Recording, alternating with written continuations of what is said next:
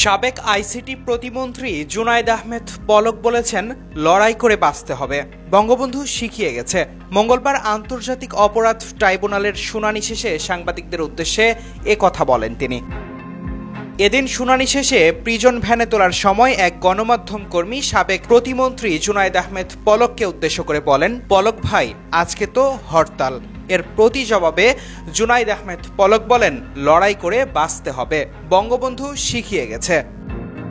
এর আগে বৈষম্য বিরোধী ছাত্র জনতার আন্দোলন চলাকালীন জুলাই আগস্টের গণহত্যা ও মানবতা বিরোধী অপরাধের অভিযোগে গ্রেপ্তার পতিত আওয়ামী সরকারের সাবেক 11 মন্ত্রী সহ 16 জনকে আন্তর্জাতিক অপরাধ ট্রাইব্যুনালে হাজির করা হয়। বিচারপতি মোহাম্মদ গোলাম মর্তুজা মজুমদারের নেতৃত্বাধীন ট্রাইব্যুনালে তাদের বিষয়ে শুনানি হয়।